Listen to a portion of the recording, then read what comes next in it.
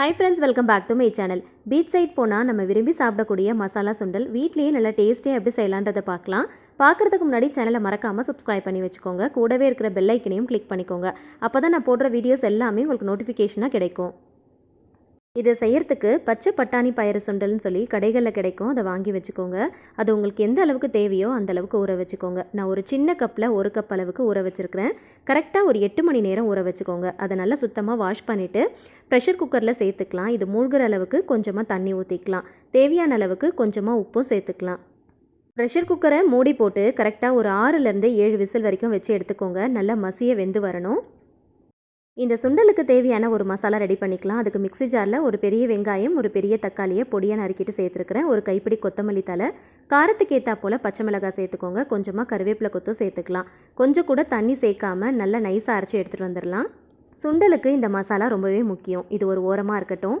Pressure குக்கரில் விசிலெல்லாம் அடங்கினதுக்கப்புறம் pressure எல்லாம் release ஆனதுக்கப்புறமா ஓப்பன் பண்ணி பார்க்கலாம். இதில் இருக்கிற இந்த தண்ணியை மட்டும் தனியாக ஒரு பவுலில் வடித்து எடுத்துக்கோங்க. இந்த தண்ணியை கீழே ஊற்றிட வேண்டாம். இந்த மசாலா சுண்டல் செய்கிறதுக்கு இந்த தண்ணியையே நம்ம யூஸ் பண்ணிக்க போகிறோம். கரண்டி இல்லைனா மத்து யூஸ் பண்ணி இந்த சுண்டல் பயிரை ஒன்றும் பாதியமாக நல்லா மசிச்சு எடுத்துக்கோங்க.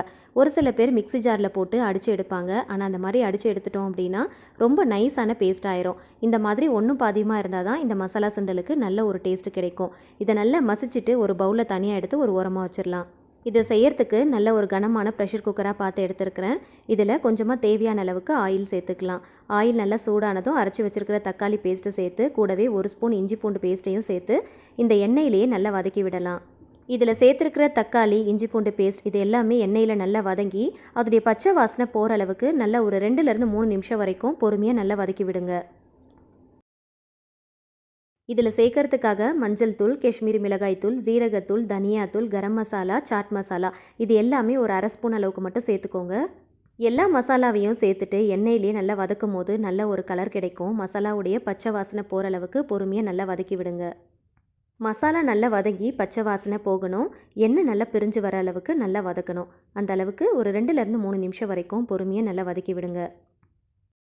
வேக வச்சு மசிச்சு வச்சுருக்கிற சுண்டல் பயிரை இது கூட சேர்த்துக்கலாம்.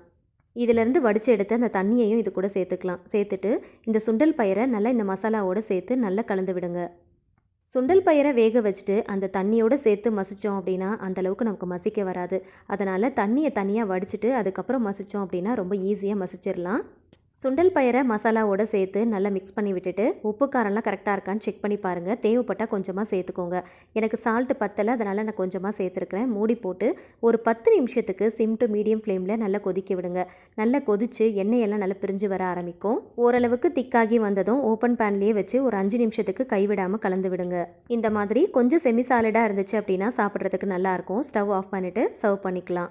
இது கொஞ்சம் நேரம் ஆறுனதுக்கப்புறம் பார்த்தீங்கன்னா நல்லா கெட்டியான மாதிரி ஆகிடும். அதனால் இந்த மாதிரி ஸ்டேஜில் இருக்கும் போதே ஸ்டவ் ஆஃப் பண்ணிடலாம். ஈவினிங் டைம் நல்லா சுட சுட ஒரு டீ காஃபியோட சூடாக சேர்த்து சர்வ் பண்ணிங்கன்னா டேஸ்ட் ரொம்ப நல்லாயிருக்கும். சர்வ் பண்ணும்போது மேலால் பொடியாக நறுக்கின பெரிய வெங்காயம், நறுக்கின கொத்தமல்லி தலைகள், கொஞ்சம் போல் கார்ன் சேர்த்துக்கலாம்.